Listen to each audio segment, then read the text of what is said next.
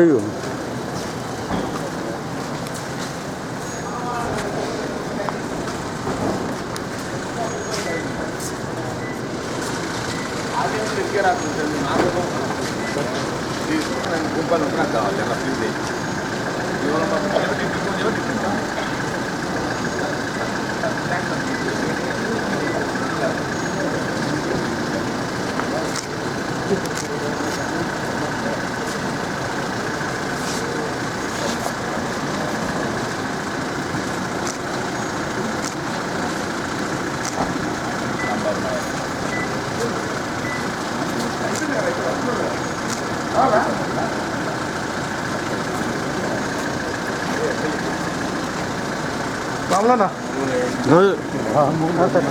రాష్ట్ర SCD ST అధ్యక్షులైనటువంటి మిత్రులు వెంకటయ్య గారు, వర్షాకర్ సభ్యులు అందరూ కూడా దీంతో జగిత్యాల జిల్లా విజిట్ చేయటము, ముఖ్యంగా ఈ ప్రాంతంలో ఉన్నటువంటి యొక్క దళితులకు సంబంధించే కానీ ఇతర బలహీన వర్గాలకు సంబంధించిన సమస్యలు, హక్కులు వాస్తవం ఏ బాబాసాహెబ్ అంబేద్కర్ గారు సమాజంలోని నిమ్న వర్గాలకు సంబంధించి వారి అభ్యున్నతి కొరకు ప్రత్యేకంగా రాజ్యాంగంలో పొందుపరిచినటువంటి హక్కుల అమలు ఏదైతుందో అవి ఏ మేరకు అమలు పొందడం జరుగుతుంది, అందులో ఏమైనా ఇక చేపట్టవలసినటువంటి అంశాలు మరి వాటి మిగిలి ఉంటే పరిశీలించి అమలు చర్యలు చేపట్టడానికి వారు జగిత్యాల జిల్లా రావటము, మరి వారికి నేను మాజీ శాసనమండలి సభ్యుడిగా ఈ ప్రాంత పౌరుడిగా నాకున్నటువంటి అనుభవంతో ఏదైతుందో ముఖ్యంగా విద్యకు సంబంధించి కొన్ని అంశం మీ దృష్టికి తీసుకురావాలని చెప్పి రావడం జరిగింది. మా మిత్రులు జిల్లా కాంగ్రెస్ అధ్యక్షులు, ధర్మపురి శాసనసభ్యులు ప్రభుత్వ లక్ష్మణ్ కుమార్ గారు అందరూ కూడా కలిసి ఉమ్మడిగా ఏదైతుందో ఈ విజ్ఞప్తిని ఇవ్వడం జరుగుతుంది. గత యూపీఏ ప్రభుత్వం ఏదైతుందో 2004 to 14 విద్యా హక్కు చట్టాన్ని ప్రవేశపెట్టడం జరిగింది. ఇలా విద్యా హక్కు చట్టంలో భాగంగా అది ఏ ప్రైవేట్ విద్యాలయమైనప్పటికీ అందులో 25% విద్యలో ఉచితంగా నిరుపేద వర్గాలకు విద్యా భద్రత సౌకర్యాలు కల్పిస్తారు. It's mandatory. ఈ రైట్ టు ఎడ్యుకేషన్ యాక్ట్ అనుగుణంగా అంటే వాస్తవం ఏదైతుందో ఈ విద్యా హక్కు చట్టం అమలుకు నోచుకోలేకపోవడంతో ప్రైవేట్ యాజమాన్యాలలో మన హక్కుగా పొందవలసినటువంటి యొక్క ఈ 25% ఉచిత విద్యా సదుపాయాలు ఏదైతుందో ప్రధానంగా నిమ్న వర్గాలు, దళితులు, బలహీన వర్గాలు కల్పించవలసింది వద్దని దానికి తోడేదితుందో రాజ్యాంగం బాబాసాహెబ్ బిఆర్ అంబేద్కర్ గారు పొందుపరిచినటువంటి యొక్క రాజ్యాంగంలో భాగంగా కేవలం ప్రభుత్వ విద్యాలయాలలోనే కాదు, ఈవెన్ ప్రైవేట్ ఎడ్యుకేషన్ ఇన్స్టిట్యూషన్లలో కూడా రిజర్వేషన్ అనేది తప్పనిసరిగా అమలు చేయబడాలి. గౌరవ జిల్లా కలెక్టర్ గారు, జిల్లా కలెక్టర్ గారు కూడా ఉన్నారు కాబట్టి even private education institutions also reservations have to be implemented. It's a mandatory provision. కానీ ఇక్కడ ఏమవుతుంది సార్ అంటే ఏ ప్రైవేట్ విద్యాలయం కూడా రిజర్వేషన్ అమలు చేయడం లేదు. అసలు అడ్మిషన్ ప్రక్రియ ఏ విధంగా చేపట్టబడడం జరుగుతుంది, ఏ విధంగా కొనసాగింపు చేపట్టడం జరుగుతుంది, దానిపై ఏ విధమైనటువంటి అజమాయిషి ఉన్నట్టు కూడా కనబడటం లేదు సార్. మీరు ఫీజు రెగ్యులేషన్ యాక్ట్ కూడా ఉన్నది. మనం ఈ ఫీజు రెగ్యులేషన్ యాక్ట్ ఏదైతుందో జిల్లా స్థాయిలో ఐ బిలీవ్ జిల్లా కలెక్టర్ మానిటరింగ్ ఆఫీసర్ జిల్లా కలెక్టర్ గారి అనుమతితో మాత్రమే ఏదైతుందో ప్రైవేట్ ఎడ్యుకేషన్ ఇన్స్టిట్యూషన్స్ వారు వారి విద్యాలయాలలో వసూలు చేయబడేటువంటి ఒక ఫీజును వారు బహిర్గతించారు. ఎక్కడ కూడా ఇది అమలవుతున్నటువంటి ఒక దాఖలు కనపడటం లేదు. మన మీరు జగిత్యాల జిల్లా రావడం మా దృష్టిని భావిస్తున్నాం. For everything there must be some initiation. ఎక్కడో కాడ ఆరంభం కావాలి. మీరు ఇక్కడికి వచ్చినందుకు ఏదైతే మా ఆలోచన ఇది జగిత్యాల జిల్లాలో ఆరంభం కావాలని చెప్పి నేను భావిస్తున్నాను. ఇక్కడ జగిత్యాల జిల్లాకు సంబంధించి ఇక్కడ ఉన్నటువంటి ఎడ్యుకేషన్ ఇన్స్టిట్యూషన్స్లలో ప్రైవేట్ రంగంలో నింపబడుతున్నటువంటి విద్యాలయాలు అన్నిట్లలో విద్యా హక్కు చట్టానికి అనుగుణంగా 25% రిజర్వేషన్, ఉచిత విద్యా బోధన. There are two different issues. 25% is free education as per Right to Education Act. This is what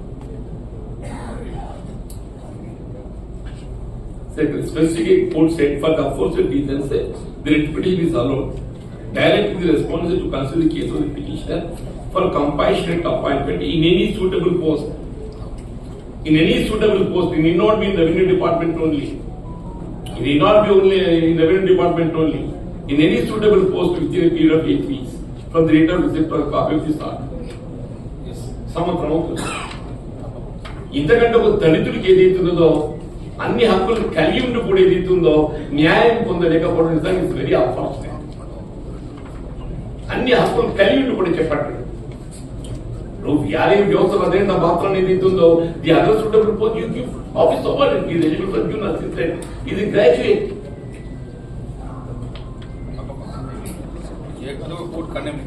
naturally వాళ్ళ ఆర్థిక పరిస్థితి ఉన్న బాబు కదా, బాబు సాగుతాయి కదా బిడ్డ.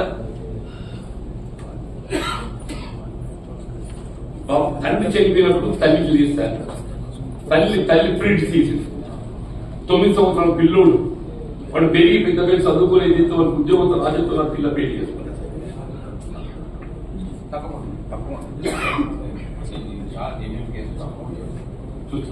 ఇంకో ఆమె అలీపురం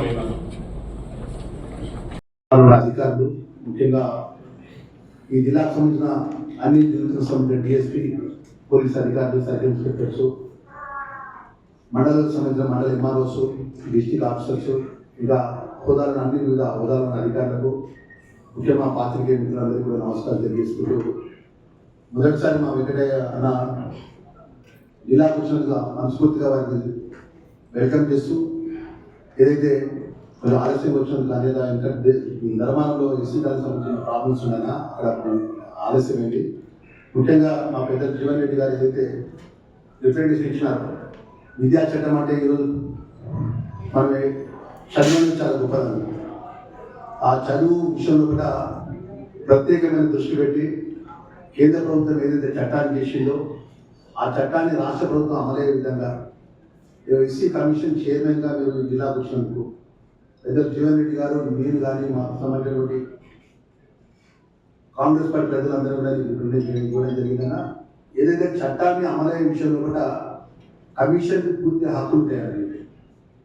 దయచేసి ఎందుకంటే నేను ఎస్సీ కమిషన్ సంబంధించినటువంటి నేషనల్ ఎస్సీ కమిషన్ కానీ స్టేట్ ఎస్సీ కమిషన్ కానీ మీరు ఒక డిఓ అభిషేక ఉత్తరం అంశాలు డిఫరెంట్ దానికి ప్రభుత్వం చట్టానికి ఇవ్వబడినటువంటి అంశం కాబట్టి చట్టం చేసిన విద్యా చట్టం 25% సంబంధించినటువంటి ఏదైతే కార్పొరేట్ స్కూల్స్లలో మనకందరికీ ఎడ్యుకేషన్ పరంగా హక్కులు ఇచ్చే విధంగా చట్టాన్ని అమలు చేసే ఈ జగిత్యాల జిల్లాలోనే పెద్ద జీవన్ రెడ్డి గారు ఇచ్చినటువంటి రికమెండేషన్గా అది అమలయ్యే విధంగా ప్రత్యేకంగా దృష్టి పెట్టాలని చెప్పేసి వారు కోరుకుంటూ, అదేవిధంగా ఇప్పుడు ప్రత్యేకంగా 2 అంశాలు మేము తీసుకుంటున్నా, అవి కూడా మీకున్నటువంటి పరిధిలో సంబంధించిన శాఖ అధికారులతో మాట్లాడి అవి కూడా అమలు చేయాలని కోరుకుంటూ, ప్రత్యేకంగా ఆ వర్గాన్ని చెందినటువంటి ధర్మపురి శాసనసభ్యుడిగా ప్రభుత్వ విధిగా నేను మనవి చేసేది అంటే ఈ జగిత్యాల జిల్లాకు సంబంధించినటువంటి ప్రభుత్వ భూములు